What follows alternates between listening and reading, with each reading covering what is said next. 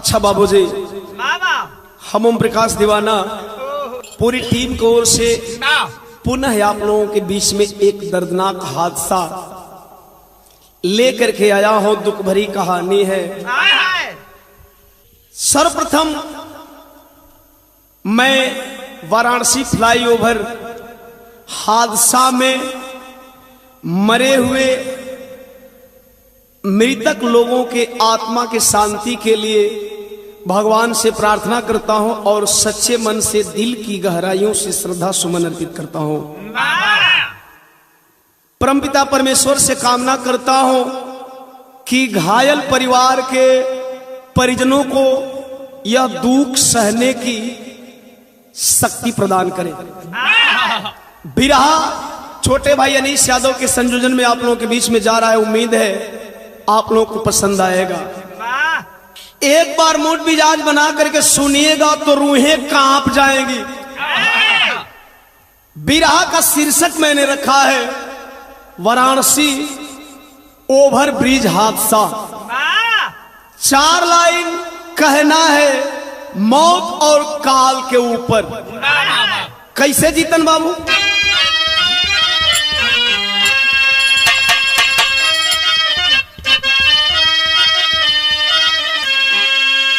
क्या पता मौत कब और कहां आएगी, जिंदगी का है कोई भरोसा नहीं। काल के गाल में कौन कब जाएगा,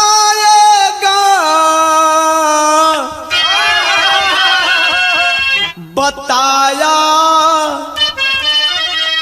है कोई न अब तक सही। लाखों अरमान ले दिल में सुबह जो चले, क्या पता था उन्हें क्या होगा शाम में। 15 मई कैंट वाराणसी में गिरा फ्लाई ओवर सघन जाम में।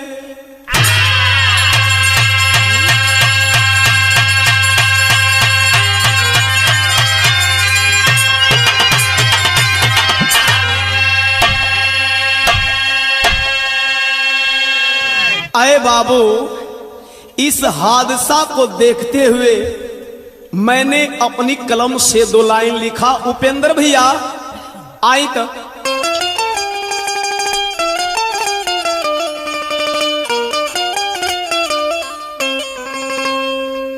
ए बाबू, हम जिंदगी का एगो सच्चाई बताई ना। जिंदगी का सच्चाई हो का गुड्डू भैया बतावत है। मौत लिखा गइल तो आज मौत लिखा गइल तो कबहू कोई न टारी। मौत लिखा गइल तो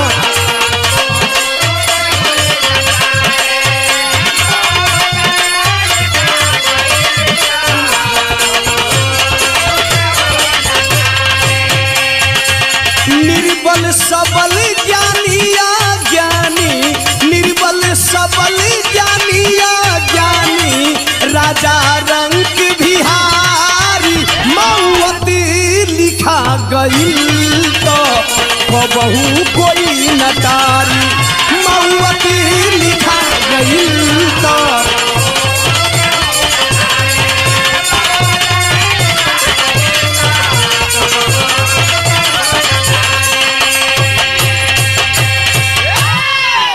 आए बाबू, एजे से बिरहा का कहानी चालू हो गई। ई घटना कहाँ कबा कैसे घटल, आवाज जीतन भैया।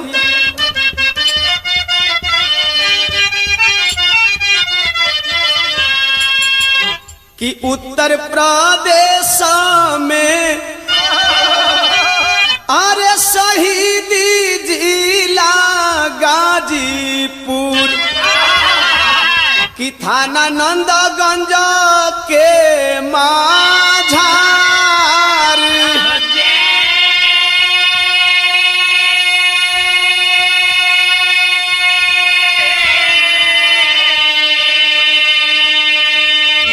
गौआ सहेड़ी के खुशहाल राम हेड मास्टर साहेब की बाटे खुशहाल परिवार।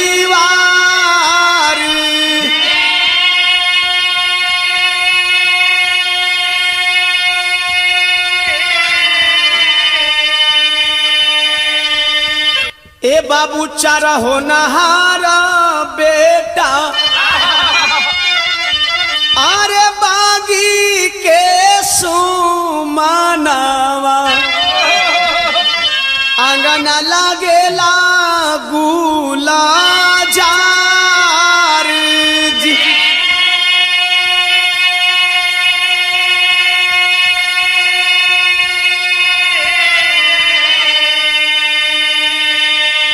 सुबचन संजय ब्रिज अरे राजा साना तो सरहले कि लालती देवी के गोदी के दुलार जी।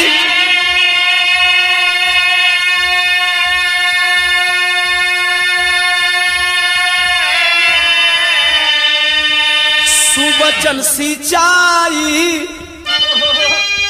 अरे विभाग के नौकरिया में संजय ब्लड कैंसर से लाचार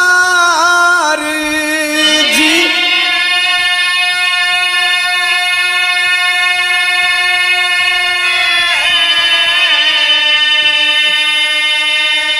आए बाबू, हिंदुस्तान के सबसे बड़े प्रदेश उत्तर प्रदेश के अंदर शहीदी धरती, शहीदी जिला गाजीपुर। गाजीपुर के अंतर्गत मशहूर थाना नंदगंज और नंदगंज के अंतर्गत सहेड़ी गांव। सहेड़ी गांव का एक सुखी संपन्न परिवार गार्जियन खुशहाल राम हेडमास्टर साहब रिटायर हेडमास्टर थे, जो कि फतुल्लापुर के विद्यालय से रिटायर हुए थे। ऐ पंचों, हेडमास्टर साहब खुशहाल राम का 4 बेटवा, बड़ा बेटवा सुबच्चन भारती, उनसे छोटका बेटवा संजय भारती, उनसे छोटका ब्रिजराज भारती और सबसे छोटा संतोष भारती। माई लालती देवी के 4 बेटवा हुवन। बाबू हेडमास्टर साहब खुशहाल राम का 4 बेटवा, बड़ा बेटा सुबच्चन सिंचाई विभाग में ऑपरेटर पद पे कार्यरत रहे। ए भैया, आखिरकार बनारस क्यों लोग गए थे? तो सुबच्चन से छोटा भाई संजय ब्लड कैंसर से पीड़ित हुए, ब्लड कैंसर के मरीज हैं। टाटा मेमोरियल मुंबई से इलाज हो रहा था, रेफर करा करके पॉपुलर हॉस्पिटल वाराणसी में, बॉम्बे से दवा पॉपुलर हॉस्पिटल वाराणसी में आवे और वहां से संजय का कैंसर का इलाज होखे। आखिरकार 15 तारीखवा के दिनवा का भइल, दवा लावे का तैयारी होता, सवेरवा लोग तैयारी के लिए एजा बहुत रंगीन तरज लगता है उपेंद्र भैया।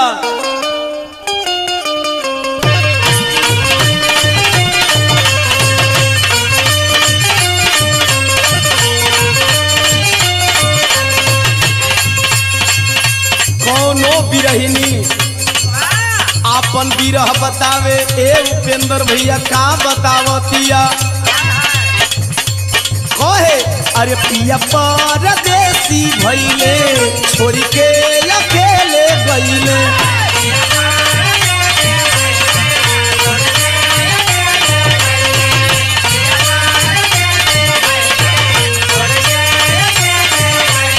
अरे पिया परदेसी भइले छोड़ के अकेले गइले। किसे जते सहिले रोज गजनवा ना सजनवा अइले हो सेज पर सहिले।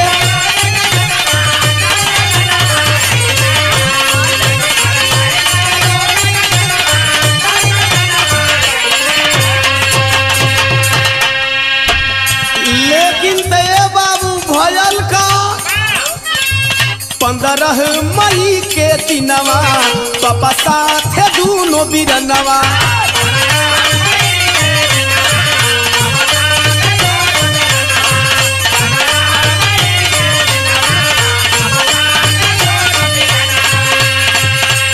अरे 15 मई के दिनवा पापा साथे दूनो बिरनवा।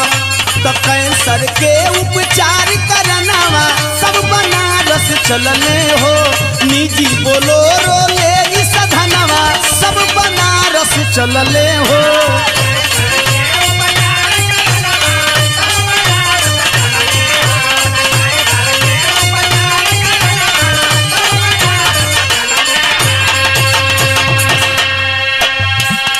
कौन कौन लोग चले? अरे संजय सुबचन बड़का बीरनवा पापा संगे खुशहाल दी।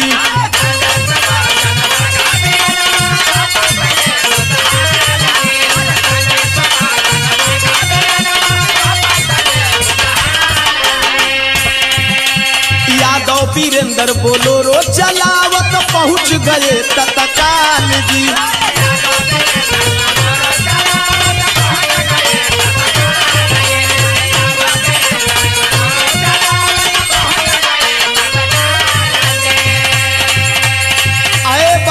संजय कैंसर का मरीज, बड़ा बेटा सुबच्चन भारती और पापा रिटायर्ड हेडमास्टर खुशहाल राम जी के साथ निजी बोलोरो से मित्र जो गाड़ी चला रहे थे मुढ़वल के वीरेंद्र यादव पहुंचे हैं बनारस। लेकर के वहां दवा वापस हो रहे तो दावा लेके चलले भवनवा सब बनारस चलले हो। दावा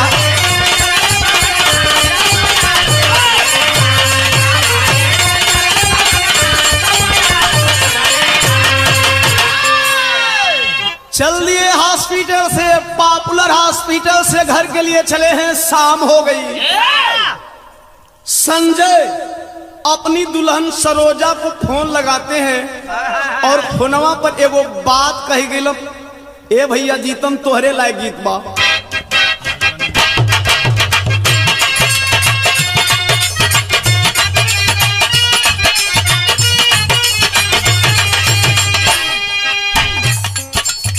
कौनो हसीन लड़की का खूबसूरती देखे हमरे गुड्डू भैया माती लड़का, स्वामीनाथ भैया माती लड़का, सुनील यादव माती लड़का कहो तो कवना देवता के गढ़ल सवारल हम।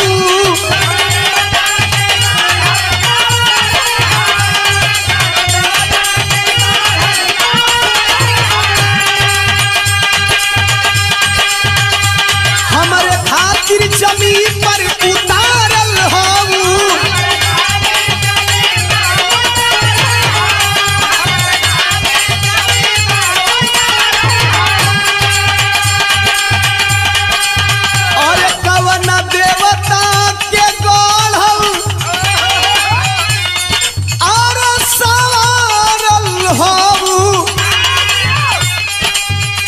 हमारा खातिर जमीन पर अरे उतारल हूँ कि तोहर अखिया पकैले दीवाना ये जाना बारू अनमोल हो बारू अनमोल ऐसन खजाना तोहर जोड़ा न दूसर जनाना ये जाना।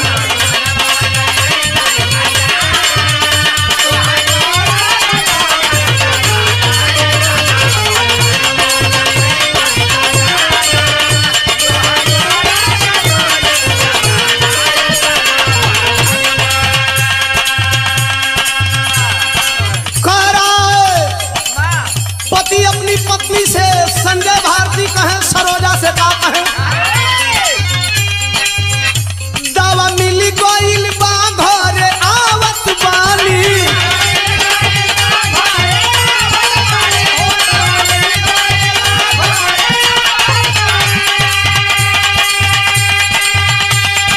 सरोज फोनवा पर पूछा था डॉक्टर साहब का बतौलो है तबीयत सही बानू, रोग कंट्रोल में बानो। बतावत हो संजय सब कुशल बाटे तो से बतावत बानी।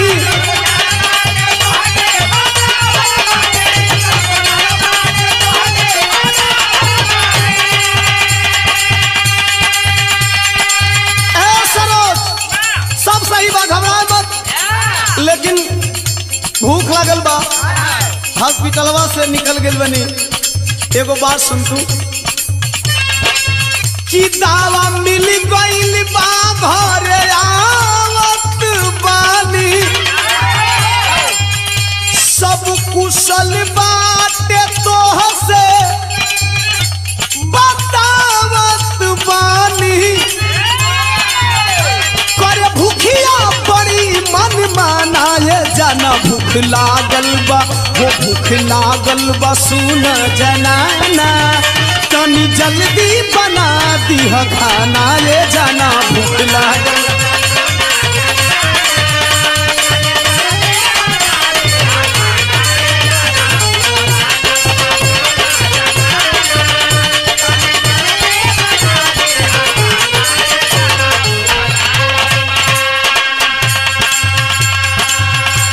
ए बाबू इतना बताने के बाद संजय करते क्या है, अरे ये तना बता के, अरे ये तना बता के संजय रखी दिहल फोनावा। ये तना बता के संजय रखी दिहल फोनावा, चल दिहल पॉपुलर अस्पताल से।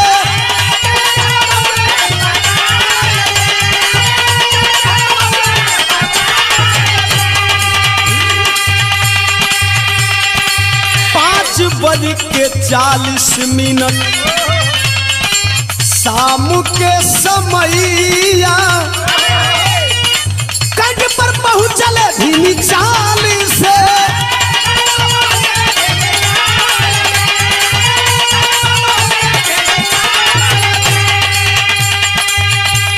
बनारस का सबसे भीड़ भाड़ वाला इलाका, कैन, जहां हिंदुस्तान की सारी गाड़ियां आकर के रुकती हैं और यात्रियों का आना जाना लगा रहता है।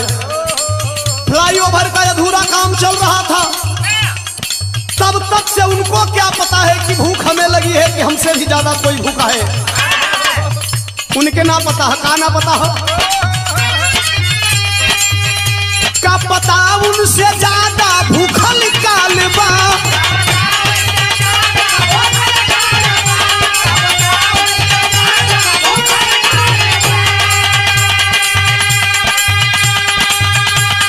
भलाई वो भर के बिछल जाल बा,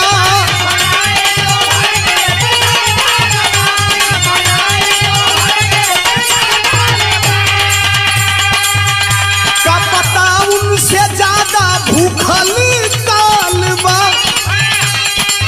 अरे भलाई वो भर के बिछल जाल बा, जाम में बंद बाया न जाना ये जाना भूख लागल बा, वो भूख लागल बा सुन जनाना, तनी जल्दी बना दीह खाना ये जाना भूख लागल बा।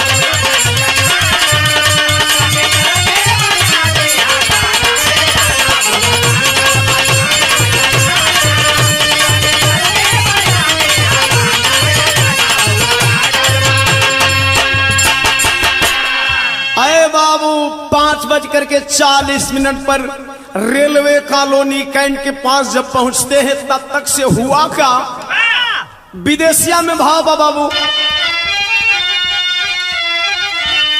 अरे निर्मलाधीना ओभर ब्रिजवा के नीचावा हो कि पापा खुशहाला संजय सुबचन बीराना।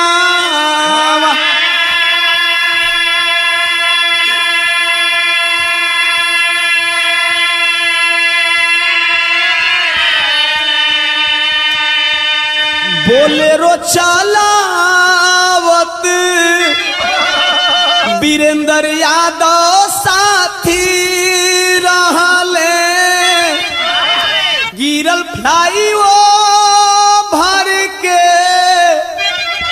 बीमते ही छाना।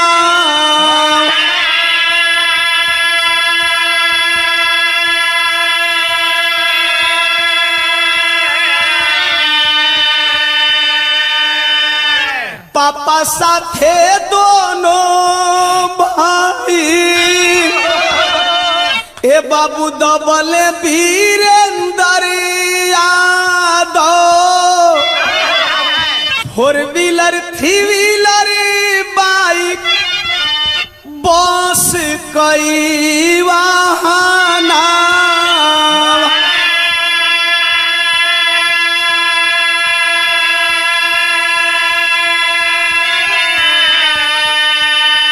अरे कच्ची खती ताकार पाल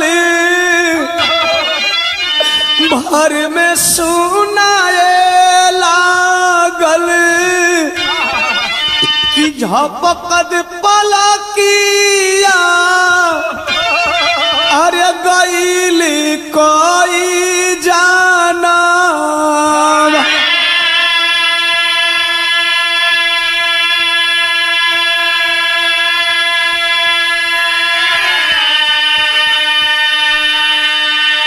अरे बाबू, लोगन का पलक झपकत जैसे मानो मौत का पहाड़ टूट पड़ा। जब फ्लाईओवर का 2 बीम गिरता है, रोड से क्रॉस कर रही वाहनों के ऊपर गाड़ियां दब गई। प्रत्यक्षदर्शी बताए बहुत सारी गाड़ियां दबी हुई थी और कुछ लोग तो तत्काल मर गए, लेकिन कुछ लोग बचे हुए थे, दबे हुए थे। उनकी व्यवस्था पे और जो देख रहे थे, जो बचाने की कोशिश कर रहे थे, उनकी व्यवस्था पे कवि का भाव है। अरे बच्चे लायक जे भी रहे मुहावा ए बाबू, बच्चे लायक जे भी रहे उहावा ओके बचावे वाला के बा।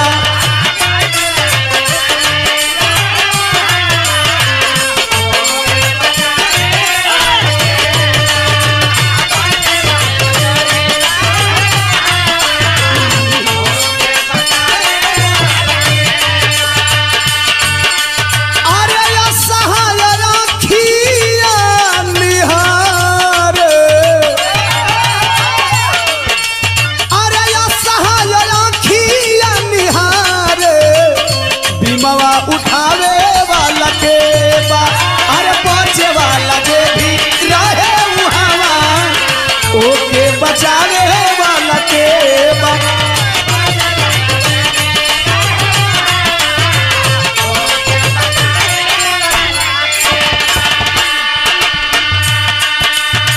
बचे लायक जे भी रहल अरे उहो नहीं बचल, भइल नहीं समय से बचा। जे भी सहारा बने अरे बनी जाबे सहारा,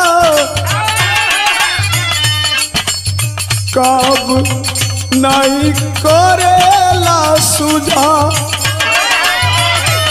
ए बाबू पानिया तो सब ही पियावे। ये गड़िया में बचल है पानी मांगे, दवाई है आधा शरीरिया बारवा पानी मांगे। भैया हो पानी दे दो बाबू। ए भैया पानी पिया दो। तब व्यवस्था क्या है बाबू? अरे पानिया तो सब ही पियावे। अरे पानिया तो सब ही पियावे। दवा पियावे वाला के बा बचे लायक जे भी रहे मुहावा, ओके बचावे वाला के बा।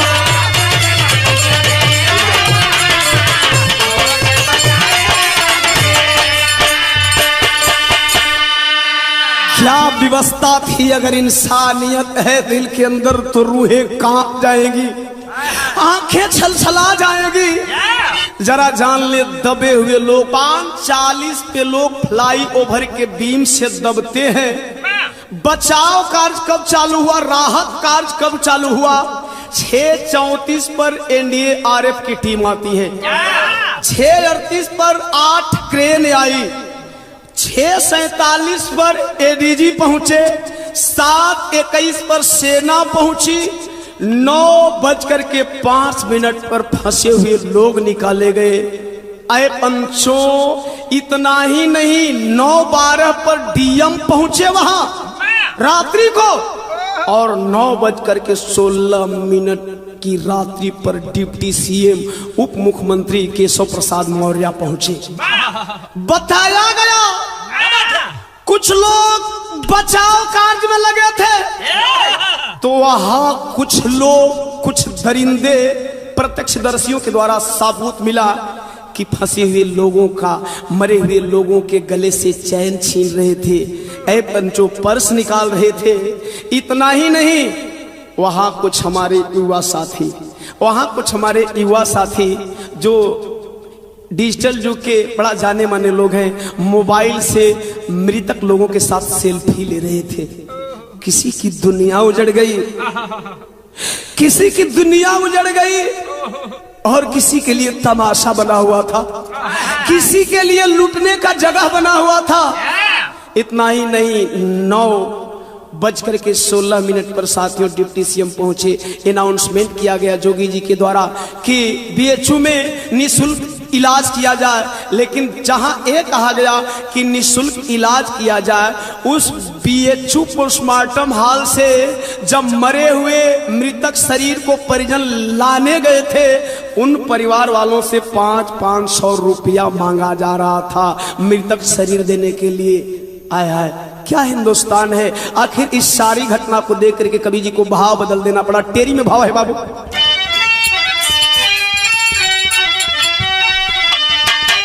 ए भैया काशी के वासी गम में रो पड़े। अरे तो काशी के वासी गम में रो पड़े। बाबा विश्वनाथ ना कटले घर के फांसी। जरा वर्तमान प्रधानमंत्री और बनारस के वर्तमान सांसद 4 साल गुजर गया, नरेंद्र मोदी साहब के लिए कहना था। इन्होंने बनारस के लोगों को एक सपना दिखाया था, काशी को क्योटो बनाने का सपना। काशी नहीं रहेगी, काशी को क्योटो बना देंगे। काशी को क्योटो बनाने का सपना मोदी दिखाए थे चुनाव में। बना क्योटो के बदले शमशान यारो। काशी क्योटो नहीं बना, बना क्या? बना क्योटो के बदले शमशान यारो। पसरा है मातम शहर गांव में। अरे बाबू, झूठे वादे करके क्या पाते हो साहब?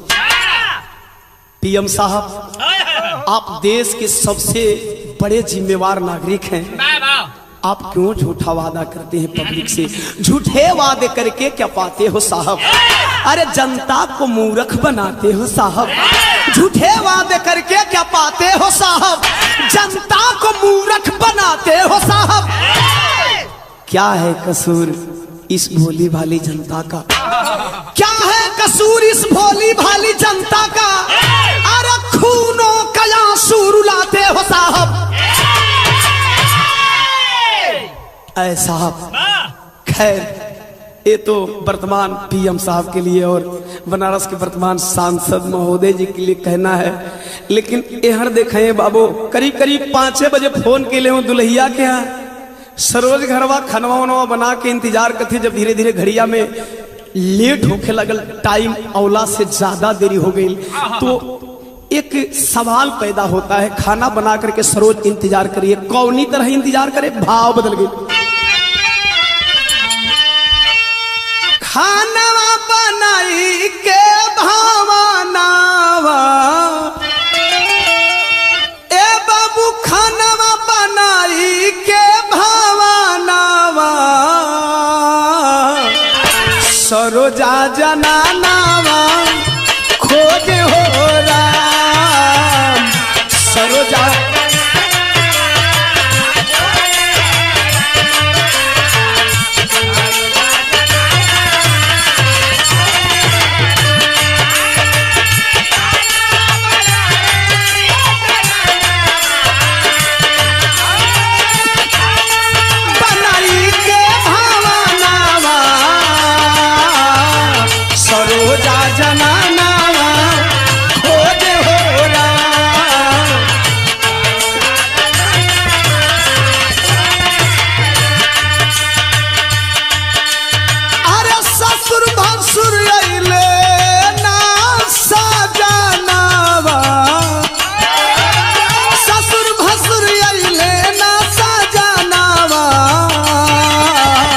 सरोजा जनानावा खोज हो रहा।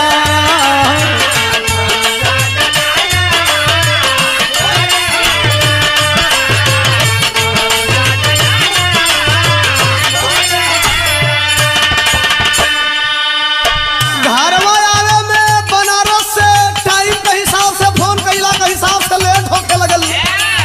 सरोज संजय का दुल्हन घबरात है खनवा बना के, तबले सोशल मीडिया वाले, फेसबुक वाले, व्हाट्सएप वाले साथी धीरे धीरे व्हाट्सएप से बनारस की इस घटना को पहुंचा रहे थे अपने साथियों के पास, जिसका संबंध जिससे था। पॉलिटेक्निक की तैयारी कर रहा था विनीत, जब व्हाट्सएप पे अपने दोस्त के द्वारा मोबाइल पे मैसेज देखा है, मन घबराने लगा। यह परिवार खोजत बा, ओहर विनीत फोन लगावे लगल। कहाँ फोनवा लगावे? व्हाट्सएप पे विनीत के मिलल जानकारी,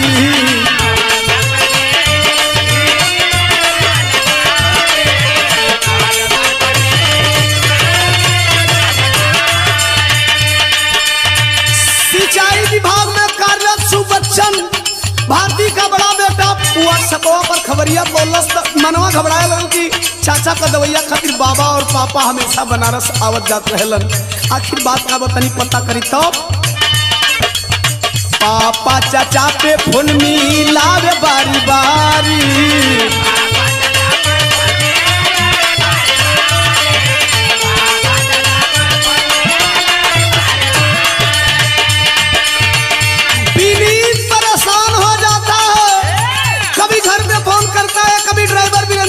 फोन करता है, कभी पापा पे फोन करता है, कभी चाचा पे फोन करता है।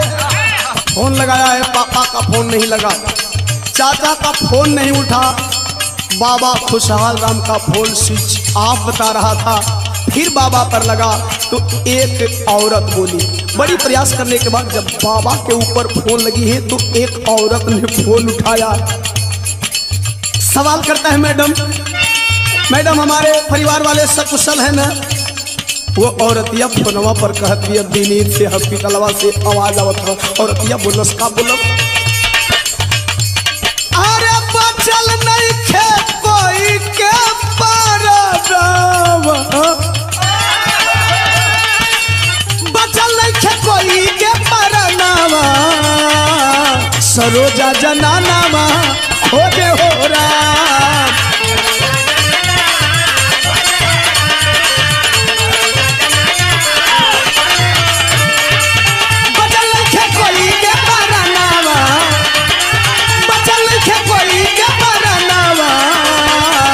सरोजा जनाना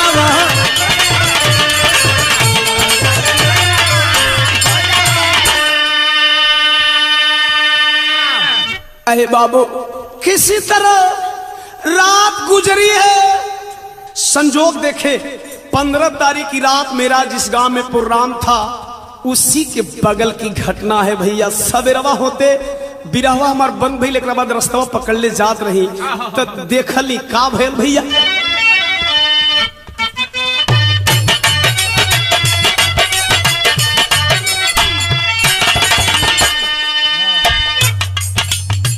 होते बिहाने 4 लाश एम्बुलेंसावा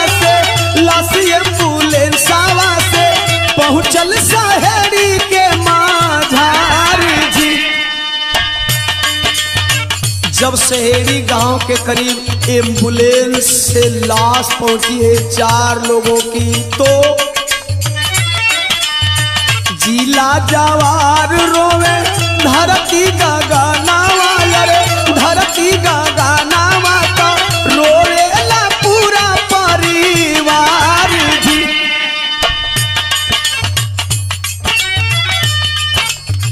दुई लाल लुटैले जे कर मंगिया धोवाई गईली, दुई लाल लुटैले जे कर मंगिया धोवाई गईली, मंगिया धोवाई गईली, रोने माई लाल की जरबे जारी जी। ऐ बाबू हेडमास्टर साहब खुशहाल राम इस दुनिया के छोलन लालती देवी का मंगिया धोआ गई लो, संगवे मंगिया धोआई, संगवे दुगो लाल छिना गईलन। ए पंचो तनी बड़का बचवा सुबचन जवन सिंचाई विभाग में ऑपरेटर हुन, उनकर दुल्हनिया का हाल सुना जब अपनी सैया का लसिया देखलिन हो का भयल। तनी सोरठी का भाव लगता कि बिलखेली मानतिया भागी या बनावाला या भागीनी,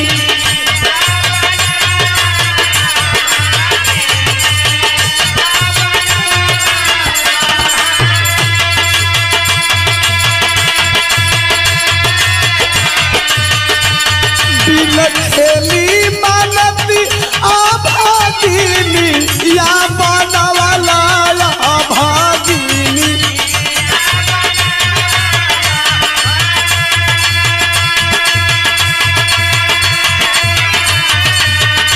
छीन लियल से दूरा लीला रनु हो राम किया हो रामा,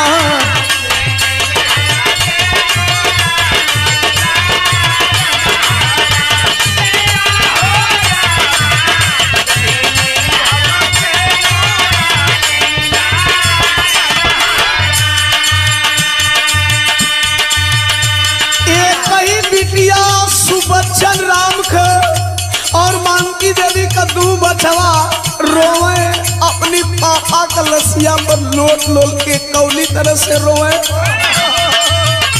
रोवे ताजी तुअरी तुअरा भी नित नीले सरोवे भी।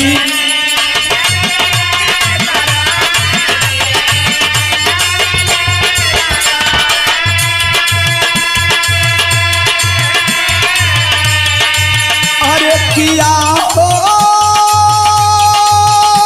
पापा, अरे पापा बिना सुना संसार दुखोरा, किया हो पापा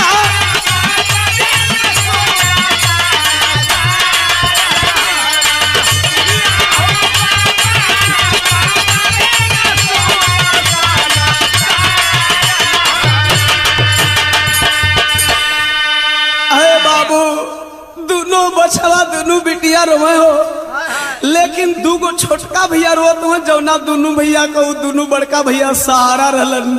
कैसे रोवे बाबू? अरे संतोष ब्रिज राजा रोवे बही या पुजारी अब के बही,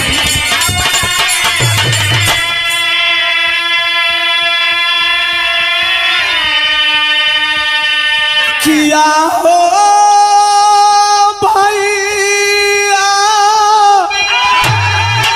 अरे भैया बिना जियल बाबे कारण हो राम, किया हो भैया।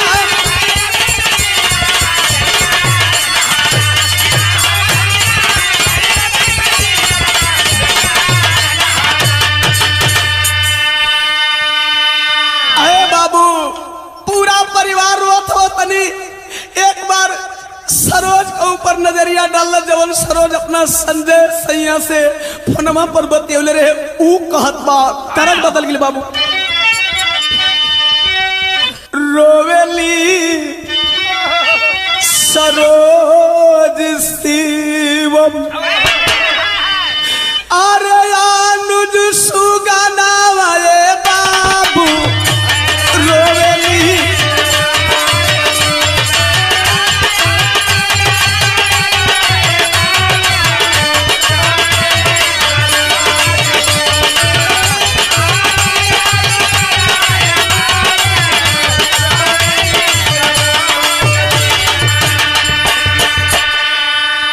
संजय का दुल्हन सरोज दूगो बचवावन, शिवम और अनुज ऊ रोत हो कौनी तरह से रोवे। और हमान के छोड़ी गइल कावन करनवा ए बाबू। सरोज सवाल कर बल्लसिया पर लोट के साहब, कैंसर से जीत के सैया हारी गईल काल से।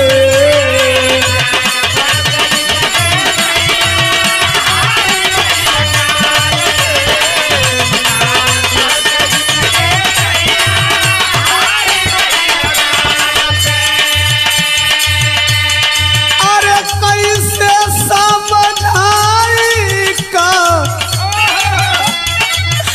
कैसे समझाई का बताई दोनों लाल से, बताई दोनों लाल से।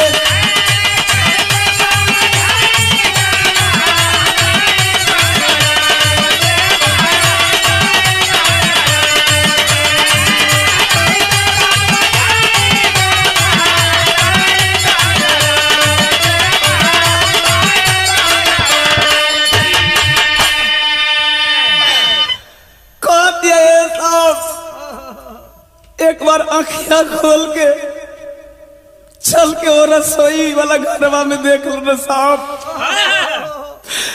आवा में लेट के लोग पूरा परिवार खोजत रहे वो साहब। कि शाम के बनावल अरे बस आई गइल खाना वाले बाबू। खाना बनाओ कलर ना बना दिल रही तो और मरला के खबरिया आ गई, कोई नहीं के खनवा खैले इंतजार सब कोई करत रहे सैया। कि शाम के बनावल अरे बस आई गइल खाना वाले बाबू। रोवेली सरोजा शिवम, अरे यानु सुगना वाले बाबू रोवेली।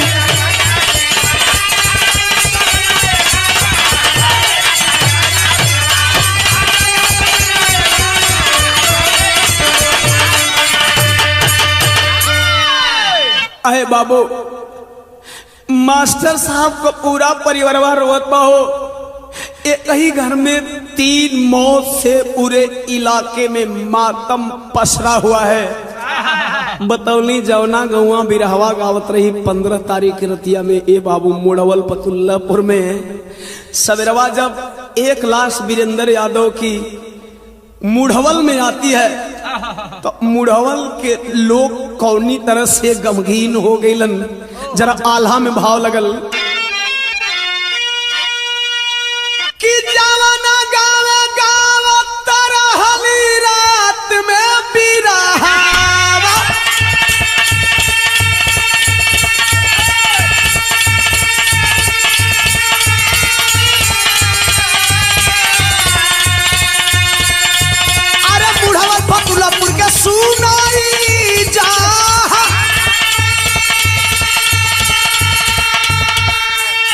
अरे बाबू कहा भैया मुढ़ावल में पहुंचल जब वीरेंद्र वाली लसिया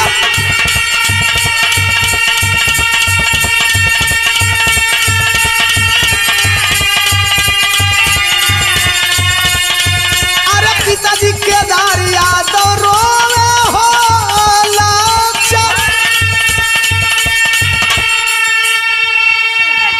बाबू बाबू केदार यादव बचवा कलसिया देखलन हो जौना बेटा का कंधा पर लाश होके के चाहिए बाप का ओ बाप का काने पर बचवा का लाश आ गई परिवारवा में के रो था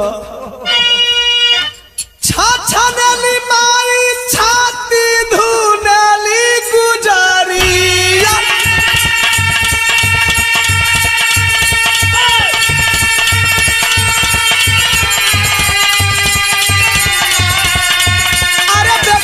टीनिया रोले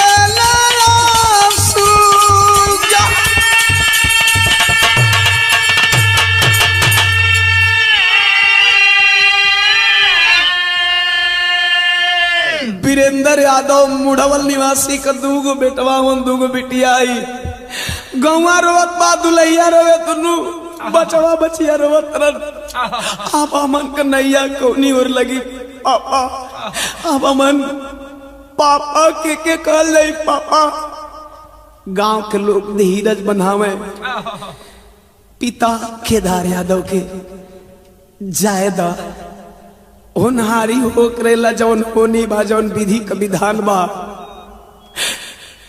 बाप फक गया केदार यादव रो करके एक बात कहते ये होनी नहीं है साहब है क्या विधि के विधान के ना दोष बाटे कायान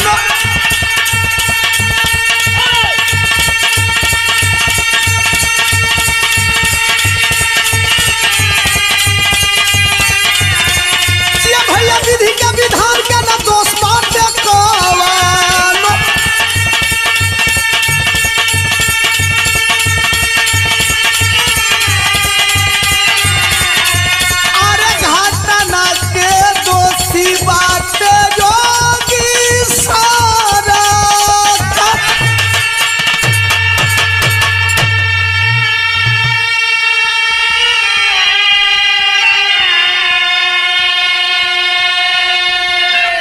आए पंचों पुल निर्माण से जुड़े UP state bridge corporation limited के MD managing director Rajan Mittal को तत्काल प्रभाव से सस्पेंड किया गया। पुल निर्माण के chief project manager HC Tiwari को सस्पेंड किया गया। उप इंजीनियर राजेश सिंह को सस्पेंड किया गया। तो ओम प्रकाश दीवाना नहीं बल्कि देश के जन जन की एक आवाज है, मांग है। क्या बात है? हिंदुस्तान के सरकार से, यूपी सरकार से क्या मांग है? खड़ी में भाव है। अरे मौत के बदले मौत मुआवजा राशि चाहिए, सस्पेंड नहीं दोषी को फांसी चाहिए।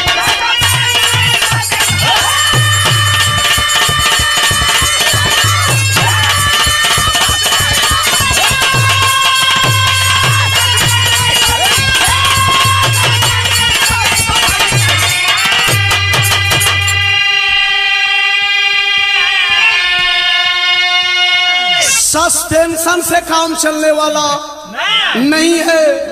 आए दिन लापरवाही बरती जा रही है। गोरखपुर में 67 मासूम बच्चे मर गए, सस्पेंड कर दोगे फिर बहाल कर दोगे। तो मैं कहता हूं कि दोषी को कड़ी से कड़ी सजा दो, बल्कि अगर जिसकी जिम्मेवारी बनती है, जिसकी गलती है, उसे सस्पेंड मत करो, सीधे फांसी दे दो कि आने वाले समय में ऐसी गलत दोहराने से लोगों की रूहें कांप जाए। और क्या, बेगुनाह की जान गई, घायल हुए 50, लगभग मरे 18 लोग।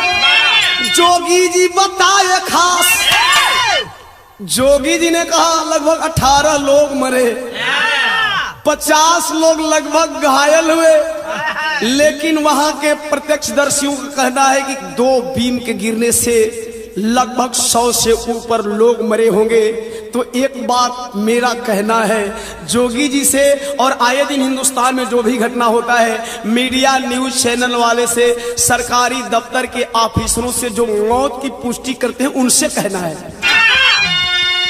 कि अरे तो गलत है या जानकारी अच्छी खासी चाहिए। ये जानकारी गलत है।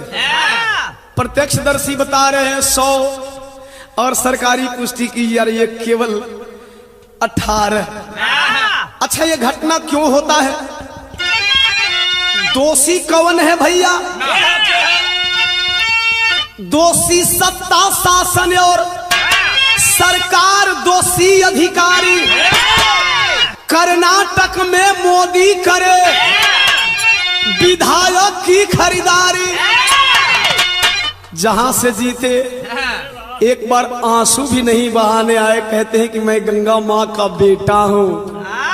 और उसी काशी बनारस की धरती पे बेमौत लोग मारे गए। उधर कर्नाटक में विधायक खरीदने की तैयारी चल रही है भैया। लेकिन एगो और बात बतावत है, करोड़ों रुपया काम न आई। कैसे काम न आई? अरे तो फिर भी नहीं बनी सरकार, पापनाशी चाहिए। येदियुरप्पा लोग दम भर रहे थे, मोदी जी अपनी पूरी ताकत लगा दिए, लेकिन बहुमत सिद्ध करने से पहले ही येदियुरप्पा ने इस्तीफा दे दिया मुख्यमंत्री पद से। क्योंकि जेडीएस वालों ने और कांग्रेस वालों ने अपने विधायकों को अपने कांटेक्ट में रखे, तो इन लोगों का पैसा काम नहीं आया। अब आप समझ सकते हैं वहां के राज्यपाल क्या किया था। 15 दिन का टाइम दिया सुप्रीम कोर्ट ने, 24 घंटा में बहुमत सिद्ध करने को कहा। आए हाय, कानून से खेला जा रहा है। तो आखिरकार फिर भी सरकार नहीं बनी। अब बता देते हैं इन ऑफिसरों के ऊपर एक लाइन कहना है, आरक्षण वाले होते तो अब तक गिरती गाछ। पुल निर्माण से जुड़े UP state bridge corporation limited के एमडी राजन मित्तल बनिया, पुल निर्माण के chief project manager HC Tiwari पंडित, उप इंजीनियर राजेश सिंह ठाकुर। अगर यही आरक्षण वाले होते तो देश की जनता भी और देश की सरकार भी कहती है कि आरक्षण वाले थे इसलिए वो पुल का बीम गिर गया। तो एक लाइन कहना है, आरक्षण वाले होते तो अब तक गिरती गाछ। अरे राजन मित्तल सी तिवारी, राजेश सिंह जनरल के नाच। तो मेरा कहना है अब हिंदुस्तान को क्या चाहिए? अरे ठाकुर ब्राह्मण बनिया नहीं, यादव चमार पासी चाहिए। सस्पेंड नहीं, दोषी को फांसी चाहिए।